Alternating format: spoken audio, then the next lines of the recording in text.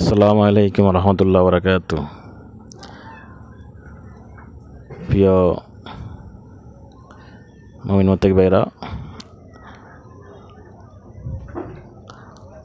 আজকের ভিডিওর বিষয় হচ্ছে একশিরা রোগের চিকিৎসা। একশিরা রোগের বনাদি চিকিৎসা।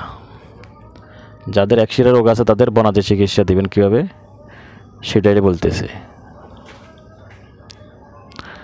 একশিরা রোগের বনাদি চিকিৎসা হচ্ছে, আগে নিয়ত করবেন, শরীর সম্বন্ধে জীবনযাপন করবেন, 5 ওয়াক্ত নামাজ আদায় করবেন, তাহাজ্জুদ নামাজ আদায় করবেন যদি পারেন। এরপরে ওই ব্যক্তি আমলটা করলে কাজ বেশি হবে। তো যিনি তাহাজ্জুদ নামাজ আদায় করে, 5 ওয়াক্ত নামাজ আদায় করে, ওই লোকে যদি কোনো তদবির দেয়, তদবিরটা ভালোভাবে কাজ করে, আল্লাহ কবুল করে নেয় আর কি। এই জন্য যাক, এখন আমরা কি করবেন, শিমুল গাছের একটি কাঁটা আনবেন। শিমুল গাছের একটি কাঁটা আনবেন এবং শিমুল গাছের শিকড় আনবেন 1 ইঞ্চি শিকড়।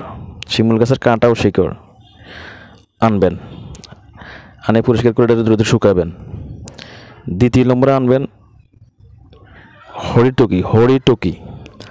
হট্টি কয় কে হরিতকি কয়। হরিতকি একটি হরিতকি আনবেন এবং হরিতলি গাছের শিকড় আনবেন। একটা হলো শিমুল গাছের কাঁটা, একটা হলো শিমুল গাছের শিকড়, আর একটা হলো হরিতকি গাছের শিকড় এবং একটি হরিতকি।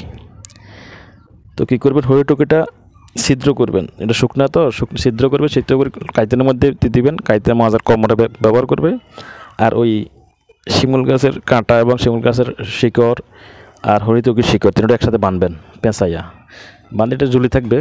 ঝুলন্ত অবস্থায় যে সাইডে সমস্যা ওই সাইডে ঝুলবে, মানে যদি বাম সাইডে হয় বাম সাইডে ঝুলে দিবেন, ডান সাইডে ঝুলে দিবেন। তো ঝুলে দেওয়ার পরে কাইতেনের সাথে বেঁধে ঝুলে দিবেন। আর একটা তো কাতিনের সাথে থাকবে হরিটকিটা। এর আগে এইগুলো তুলে আনার পরে কিন্তু পরিষ্কার করবেন, একবার শুদ্ধভাবে পরিশুদ্ধ পানি দিয়ে পরিষ্কার করবেন, ধুয়ে এটার উপরে কি করবেন, সার্কুল পরে ফোঁ দিবেন। সার্কুল পরে 3 করে ফোঁ দিবেন, সূরা ফাতিহা পড়ে ফোঁ দিবেন, আয়াতুল কুরসি পড়ে ফোঁ দিবেন। ফোঁ দেওয়ার পরে ব্যবহার করবে এবং সর্বশেষ এই শিকড় এটি ব্যবহার করার নিয়তে ব্যবহার করছেন সদগা হিসাবে। এটা গাছের শিকড় ব্যবহার করার সদগা হিসাবে কমের পক্ষে 20 টাকা 21 টাকা আর কি, 21 টাকা দান করবেন কোনো গরিবকে, বা মসজিদে অথবা গরিবকে দান করবেন। 21 টাকা কমের পক্ষে, উপরে পারলে 101 টাকা দান করবেন। দান করে দিলে ইনশাল্লাহ আপনার কাজ সফল হবে সবচেয়ে বেশি।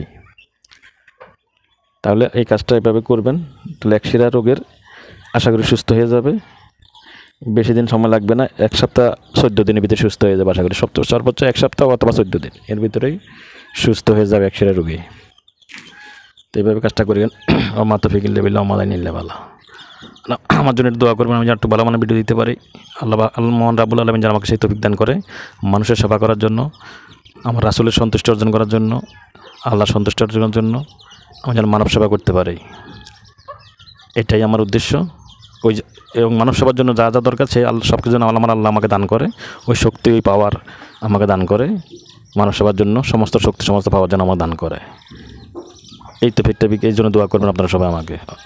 আমার তৌফিক ইল্লা বিল্লাহ।